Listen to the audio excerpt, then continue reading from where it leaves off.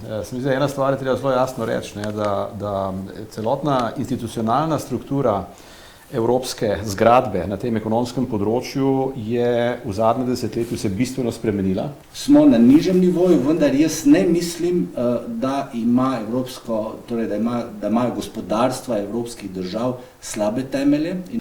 In zelo jasno videvamo, da se začenjajo kar resni inflacijski pritiski. Ne? Ker veste, ko ima enkrat Nemčija 6% inflacijo, ko je inflacija v Evropski monetarni uniji 5,9%, pol to, veste, ni več hudo prepričljivo govoriti, da je to samo tranzicijska stvar. Ne? Evropska unija se bo morala vrniti na neka fiskalna pravila.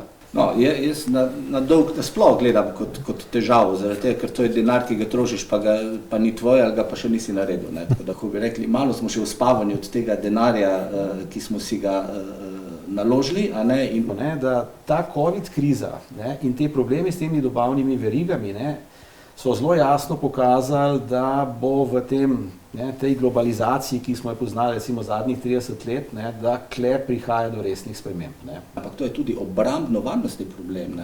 Naenkrat so pogruntali v zadnjih letih, ne, da dejansko večina osnovnih surovin evropske in ameriške farmacevtske industrije prihaja iz Kitajske. Smo pa mi tukaj v Evropi tudi butasti. Poglejte, most recimo tale dol Hrvaški, Pelješac. Z evropskim denarjem gradijo Kitajci. Ker danes kompletna politika smatra, da ker je to takšna situacija, se lahko na polno zadolžujemo. Jaz mislim, da to ni res. Zaradi tega, ker bo prišlo do spremembe obrestnih mer. Ne vemo, kaj bo, ampak za naslednji dve leti ne kaže na težave, kar je pa lahko tudi varljivo, ker so potem težave lahko samo še večje, ko jih moraš reševati. Jaz bi rekel, malo te podjetniške, menedžerske, mikrologike je treba, ne samo v Sloveniji, povsod dati na ta makronivo,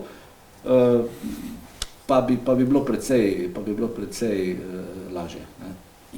Zeleni prihod je biznis. To moramo jasno povedati in s tem ni nič narobe.